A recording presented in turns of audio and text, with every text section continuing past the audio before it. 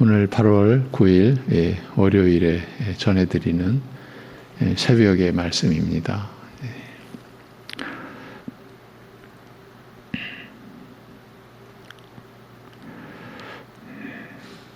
세상의 모든 것을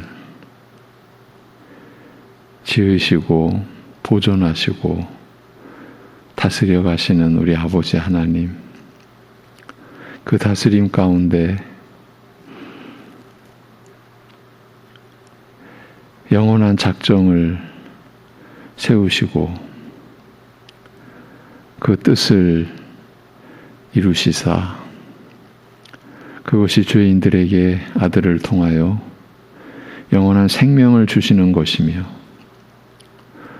그 새 생명을 받은 자들로 하여금 세상이나 자신을 의뢰하지 아니하고 하나님만을 의뢰하고 하나님께만 소망을 두게 하신 그 사랑의 뜻을 따라서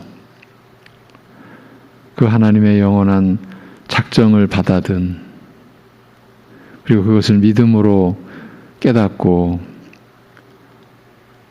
그 하나님의 뜻에 모든 것을 소망을 두고 우리 믿음의 사람된 하나님의 자녀된 주의 백성들이 이 한 주간도 오늘도 여러 가지 어려움과 제한과 또 어려움 속에서 주님을 의지하고 우리가 감당해야 될 일들을 충실하게 감당해 갈 수 있도록 인도하여 주옵소서. 이 새벽에도 하나님의 말씀을 저희로 하여금 믿음으로 받도록 역사하여 주옵소서. 예수님의 이름으로 기도합니다. 아멘. 로마서 3장 25절 26절 두 절입니다. 로마서 3장 25절 26절.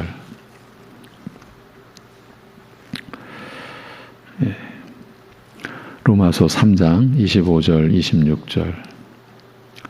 이 예수를 하나님이 그의 피로써 믿음으로 말미암는 화목 제물로 세우셨으니 이는 하나님께서 길이 참으시는 중에 전에 지은 죄를 간과하심으로 자기의 의로우심을 나타내려 하심이니 곧 이때에 자기의 의로우심을 나타내사 자기도 의로우시며 또한 예수 믿는 자를 의롭다 하려 하심이라. 아멘. 고린도전서 1장 30절에 예수님이 우리에게 의로움과 거룩함과 구원함이 되셨다. 전체적으로 보면 예수님이 우리에게 지혜가 되셨다라고 한 말씀, 그 가운데서 예수님이 우리에게 구원함, 곧 속량이 되셨다라고 한 말씀을 로마서 3장을 통해서 살펴보고 있습니다. 예수님이 우리에게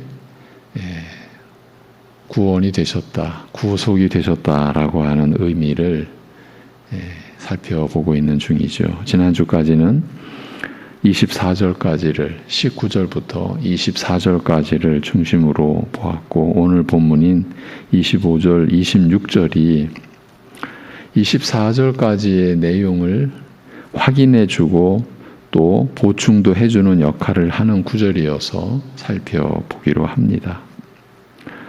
이제 예전에도 말씀드린 적이 있지만 제가 지금 이 구절은 앞의 구절에 보충 설명이 덧붙여진 그런 구절이다라고 안내해 드릴 때는 단지 의미상의 해석적인 관점이 아니라 사도 바울이 이 서신을 기록할 때 그런 그 문법적 기호를 사용해서 눈에 보이도록 문법적 표시를 해 놓았기 때문에 25, 26절은 24절까지의 내용을 더 설명해 주는 내용이구나 이렇게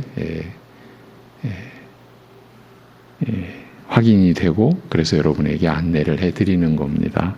놀라운 내용이 담겨 있는 말씀입니다.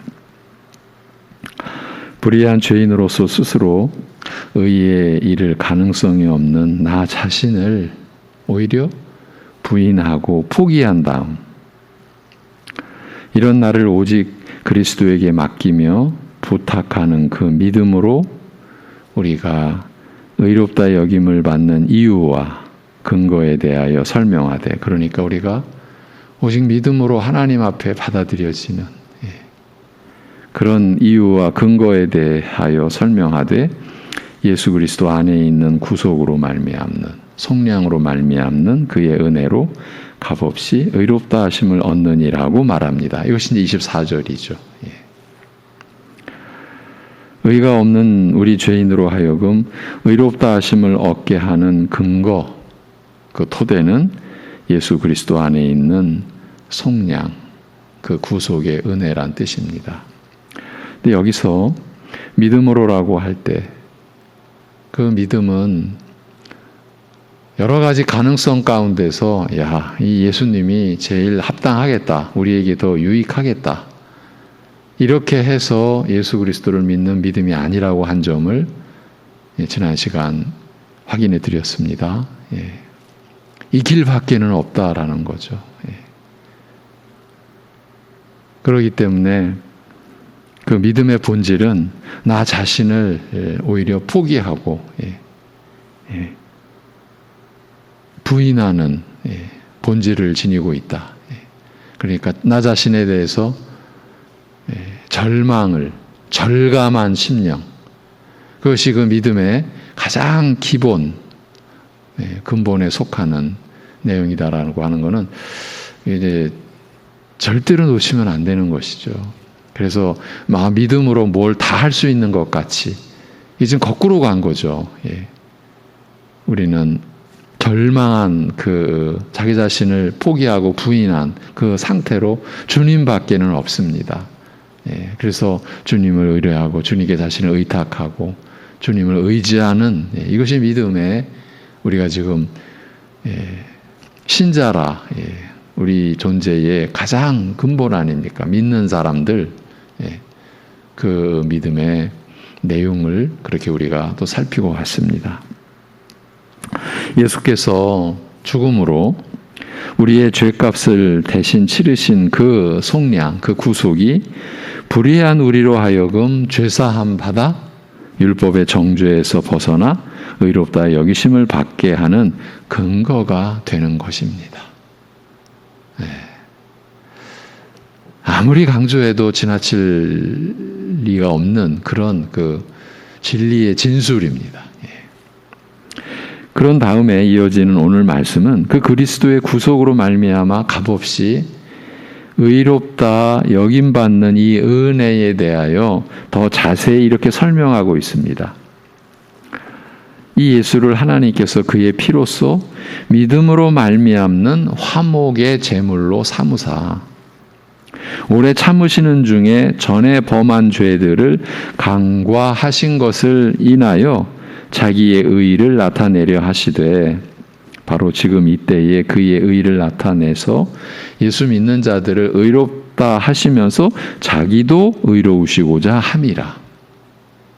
직역으로 다시 들려드린 내용입니다.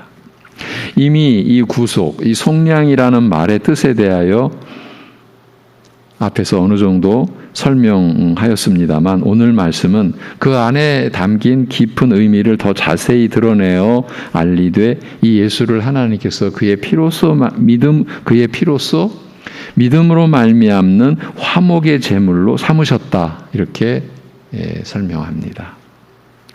앞서 사용한 속량, 구속이라는 말의 경우 죄값을 대신 지불한다라는 속죄의 뜻이 두드러지는 반면 화목의 제물이라는 이 말에는 더 적극적인 뜻, 즉 죄로 말미암아 진노하시는 하나님의 노를 가라앉혀 고요하고 평안하게 하는 것. 말하자면 하나님과의 화해와 화목의 뜻이 두드러진다라고 할 수 있습니다. 하나님께서는 예수님의 죽음을 단순히 죄값을 지불하는 것을 넘어 하나님과 화해, 화목하게 하는 제물로 삼으셨다는 뜻을 알리고자 하는 것입니다.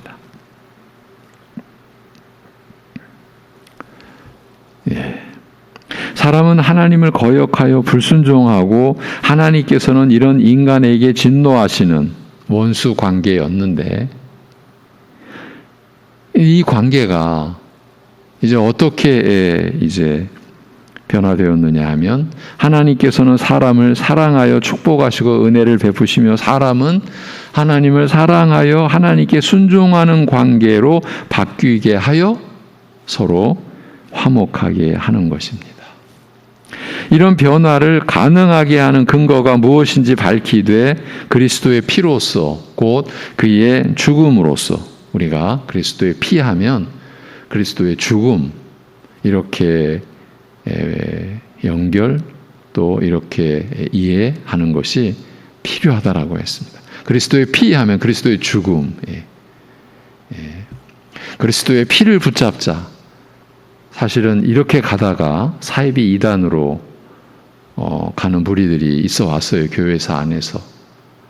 근데 그리스도의 피는 그리스도의 죽음입니다.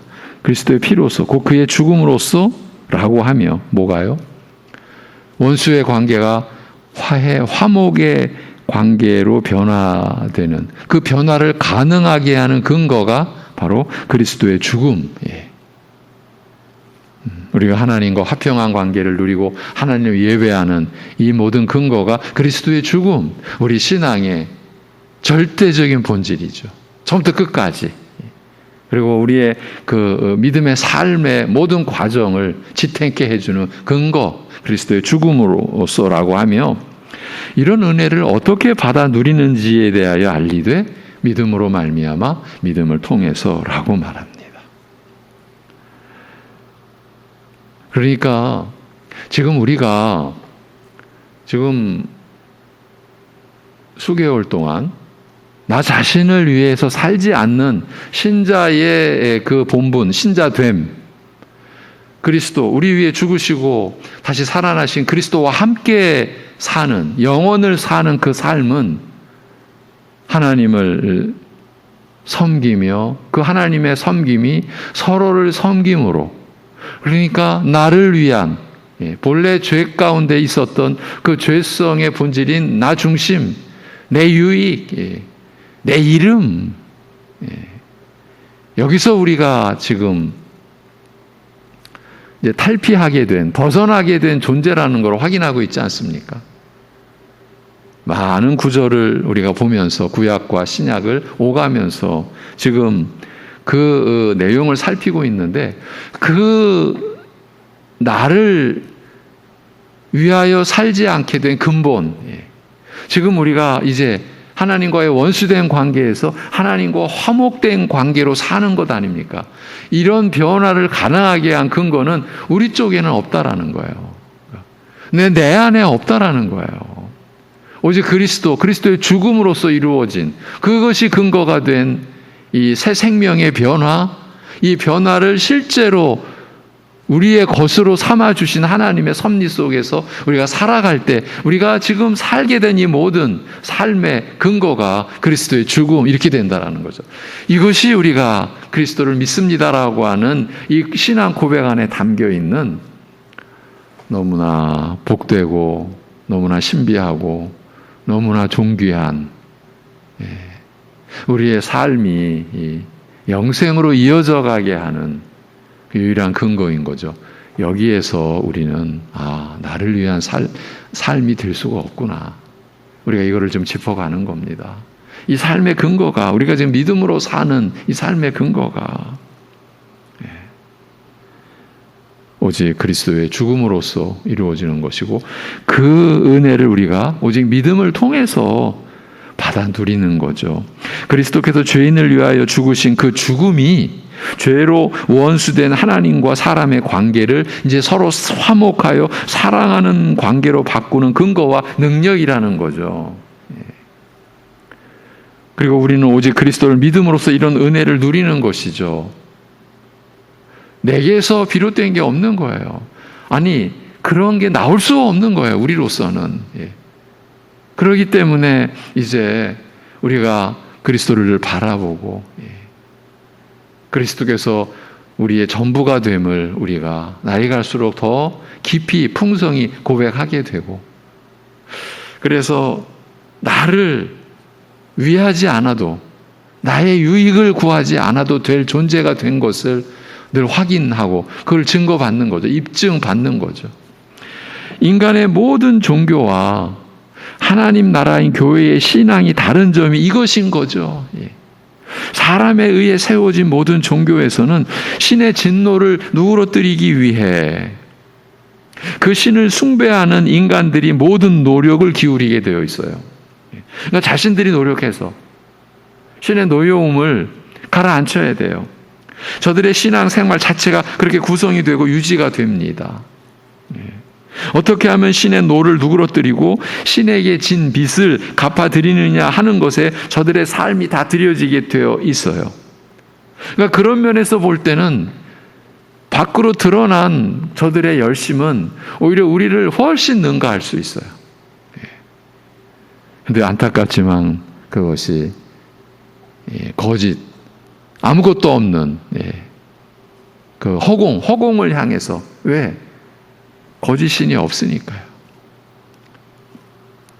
그런데 유일하신 참신이신 하나님께서는 인간의 죄로 말미암은 자신의 진노를 스스로 곧 아들이신 그리스도로 하여금 담당케 하신 것이죠. 그것을 우리에게 맡기시지 않으셨죠. 아니, 우리가 감당할 수가 또 없었던 것이죠.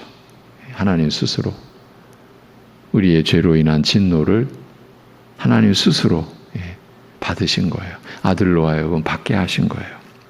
그런데 하나님께서 이처럼 예수 그리스도를 그의 피로써, 즉 그의 죽음으로써 죄인과 화목하시는 제물로 삼으시고 이 예수를 믿는 믿음으로 이런 은혜를 받아 누리게 하신 목적에 대하여 밝히되, 오래 참으시는 중에 전에 범한 죄들을 간과하신 것을 인하여 자기의 의를 나타내시기 위해서라고 말합니다. 이 구원의 도리에 있어서의 우리로서는 절대 접근 불가한 신적 영역에 속한 그 하나님 나라의 그 비밀이 지금 또 이렇게 우리에게 계시되는 그런 말씀입니다. 자기의 의를 나타내시기 위해서라고 말씀합니다. 그러니까 우리 한 신자가 예수를 믿어 의롭다함을 받는 이 은혜 안에 들어오는 이 자체가 이 세상도 감당 못할 이 세상의 본질은 이제 다 불타 없어질 것이잖아요. 그러나 영원히 존재하는 그 하나님 나라의 비밀이 우리 이름 없는 한 신자의 믿음과 그 결과에 담겨 있는 거예요. 그러니까 우리가 하나님을 알아간다, 우리에게 주어진 그 하나님의 뜻의 내용을 알아간다라고 하는 것은 우리가 알아갈수록 입이 다물어질 수가 없는 거예요. 너무 어마어마한 것들이니까. 하나님의 의를 나타내시기 위해서라. 우리가 받는 구원의 은혜에 이런 하나님의 뜻이 담겨 있는 거예요. 하나님께서 예수님을 화목의 제물로 삼으시되 왜 굳이 그의 피로써, 즉 그를 죽음에 내어주심으로써 죄인과 화목하고자 하셨는지, 그리고 이 은혜를 왜 믿음으로 받아 누리게 하셨는지 그 이유를 설명하는 내용입니다만, 한마디로 하나님께서 자신의 의로움을 나타내시기 위해서라고 밝히고 있습니다. 그리고 자신의 의로움을 이렇게 나타내실 수밖에 없었던 이유에 대하여 알리시되, 오래 참으시는 중에 전에 지은 죄들을 제대로 처벌하지 않으시고 간과하신 것. 이 간과한다라는 말을 평이하게 말하면 그냥 지나가 버리는 거예요. 그냥 지나가 버리시듯 하신 것. 그것 때문이라고 말하는 거예요. 분명히 죄들을 제대로 처벌하지 않으시고 그냥 지나가 버리신 것 때문이라, 간과하신 것 때문이라 라고 말합니다. 오래 참으시는 중에 전에 지은 죄를 간구하셨다라고 한 말이 구체적으로 어느 시기에 어떤 대상을 두고 한 말인지 파악하기가 쉽지 않죠. 매우 까다롭습니다만 우선 그리스도께서 오시기 전 과거에 복음을 전해 듣고 믿은 사람들을 염두에 둔 말씀으로 볼 수 있을 것입니다. 아벨로부터 우리 믿음의 선진들, 믿음의 조상들은 장차 이루어질 약속을 멀리서 바라보고 믿음으로써 복음의 은혜를 입었으나 저희의 죄를 사하는 역사적 근거는, 즉 그리스도의 구속은, 그리스도의 죽음은, 그리고 부활은 아직 성취되지 않았습니다. 그들이 받은 죄 사함은 장래에 성취될 그리스도의 구속에 근거를 둔 만큼, 그러니까 그 하나님의 구속의 약속을 멀리서 바라보고 믿음으로써 그렇게 장래에 성취될 그리스도의 구속의 근거를 둔 만큼 역사적인 관점에서 본다면 여전히 죄값이 치러지지 않은 상태에서 입은 은혜라 할 수 있기 때문입니다. 율법의 규례를 따라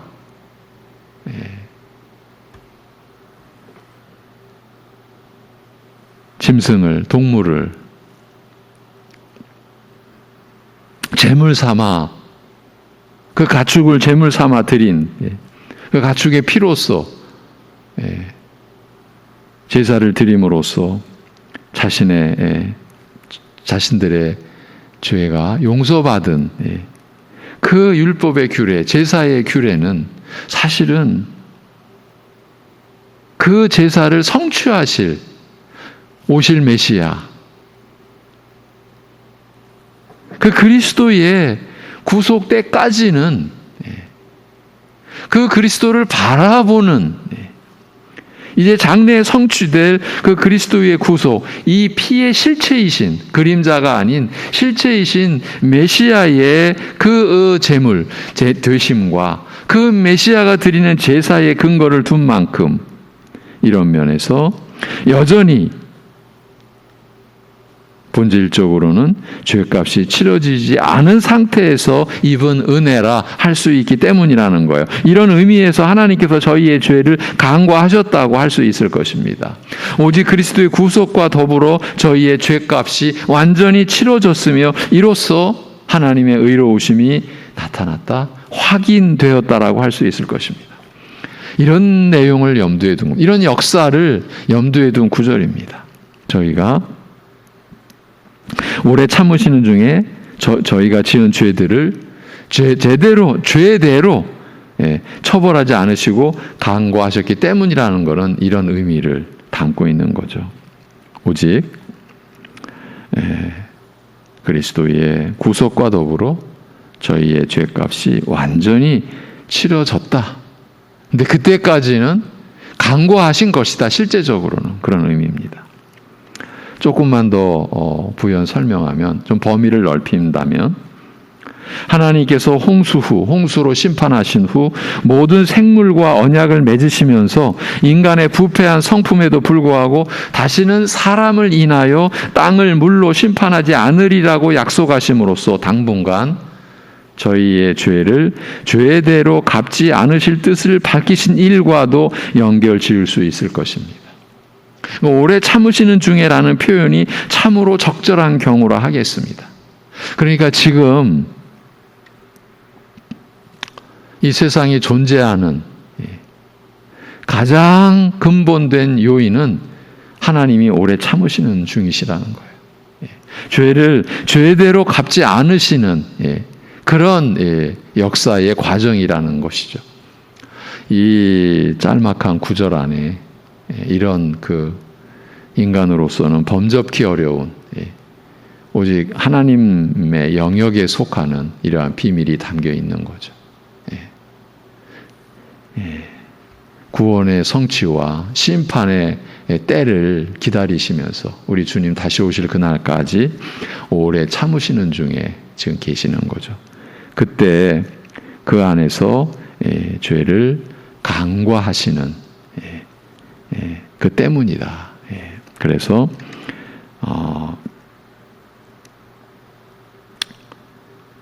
바울 사도는 이런 설명을 덧붙여 준 거죠.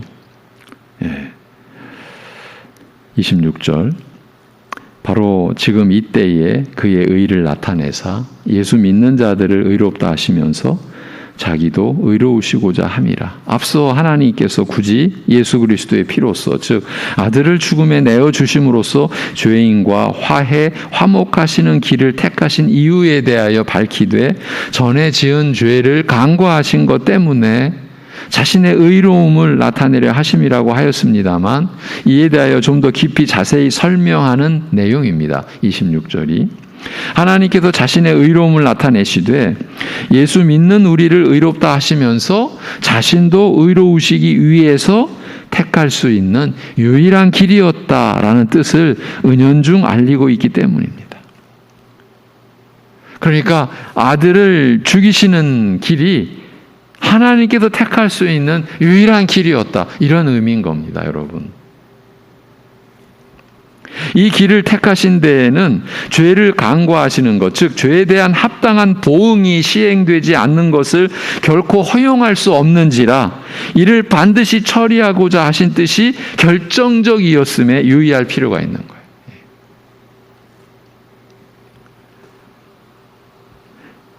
죄에 합당한 처리, 죄에 합당한 보응이 시행되지 않는 것, 이것이 결코 허용될 수 없는 거예요.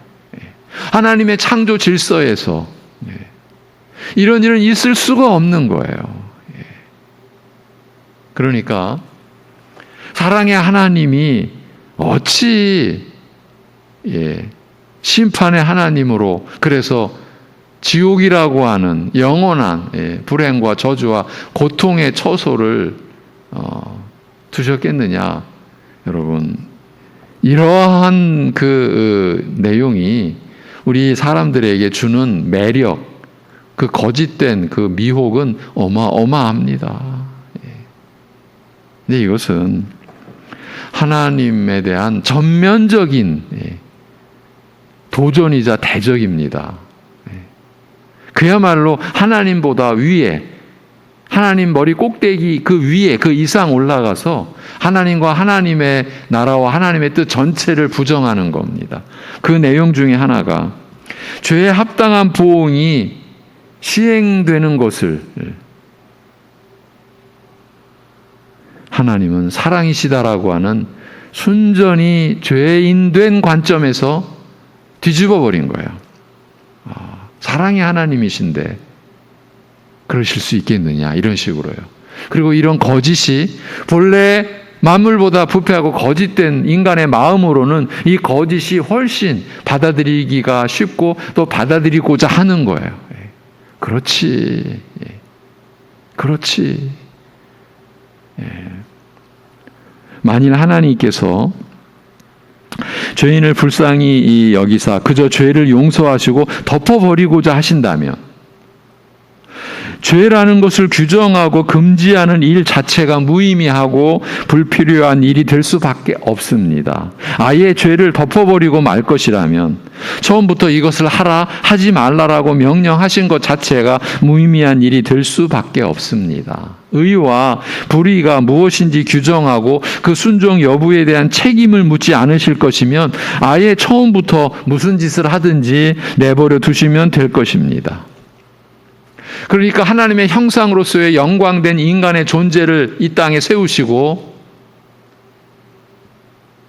모든 에덴에 은혜를 베풀어 주시고 어떤 면에서도 궁핍함과 굶주림이 없도록 해놓으신 상태에서 그러나 선악을 알게 하는 나무의 열매를 먹지 말라, 먹는 날에는 정령 죽으리라라고 하는 이 인간이 인간되게 하신 창조 질서 속에 유일한 하나님의 영광에 참여하는 하나님의 형상으로서 지음받은 인간의 지위가 무의미해지는 거죠.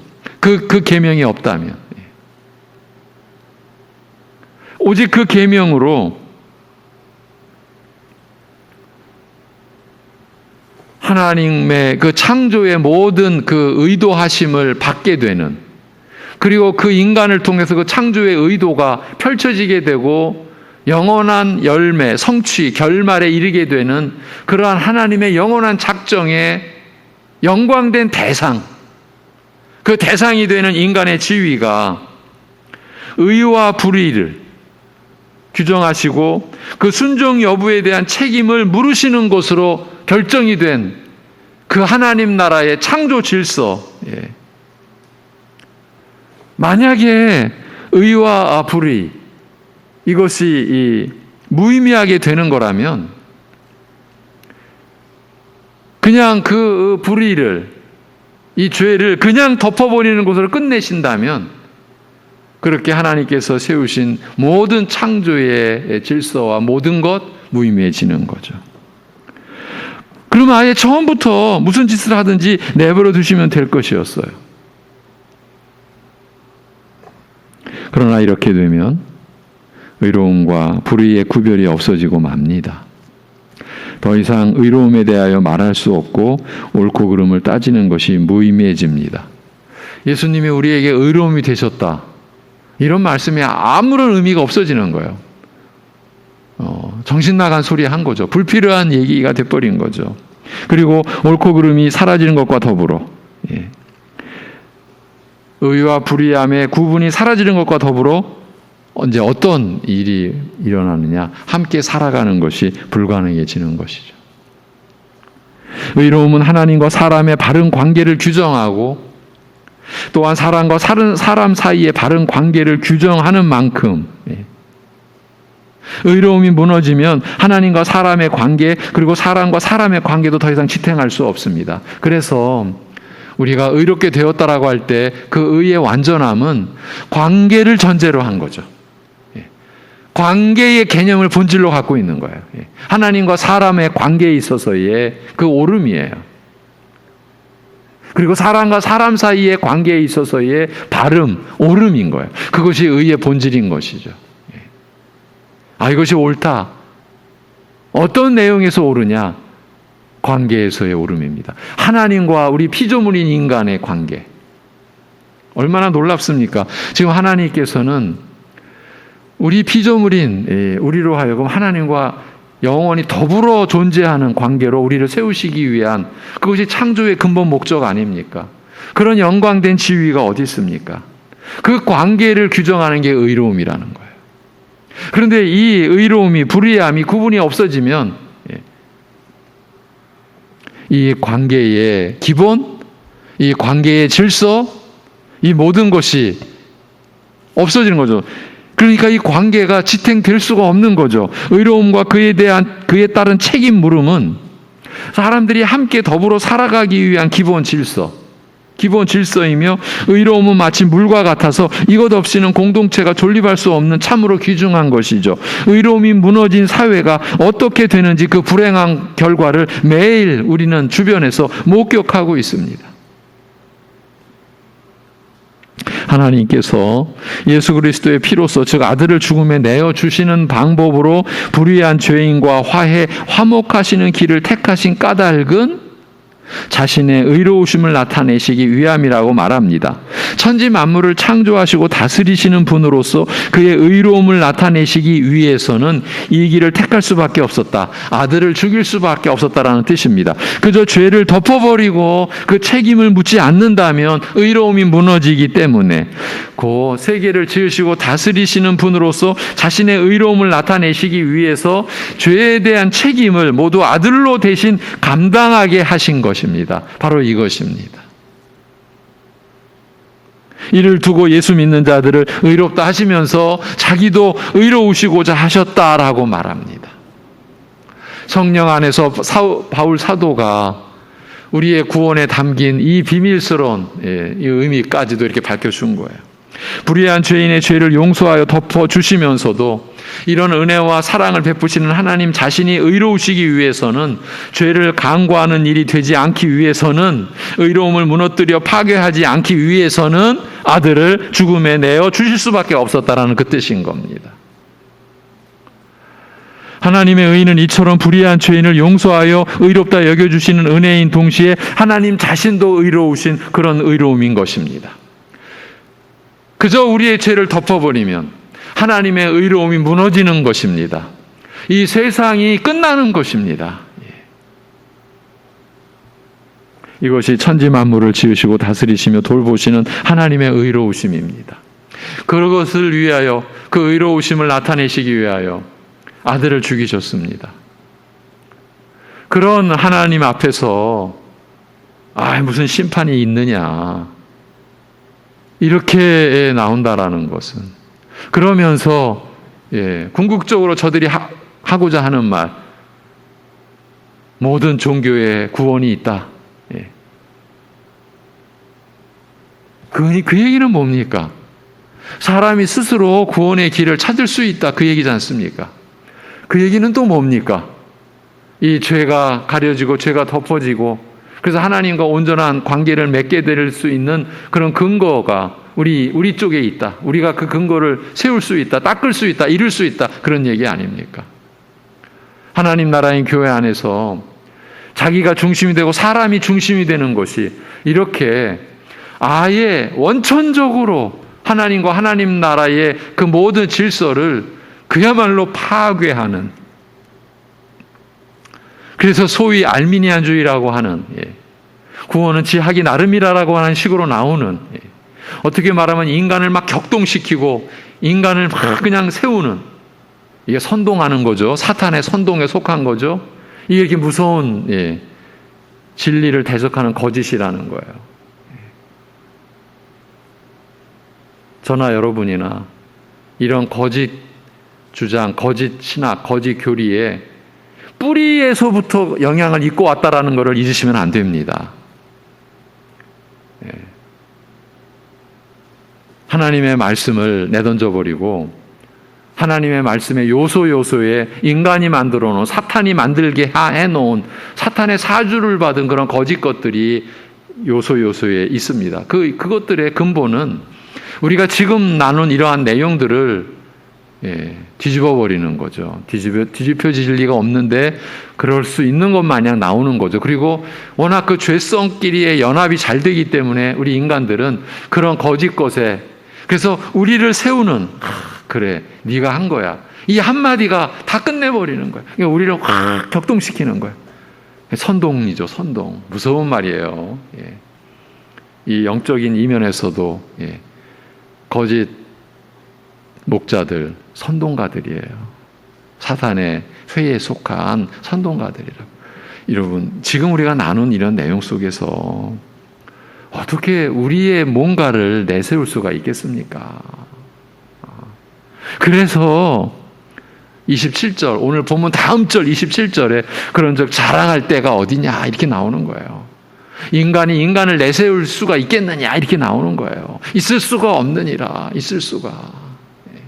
그런데도 있단 말입니다. 그런데도 있을 수가 없다니 무슨 말이냐? 우리가 있지 않느냐.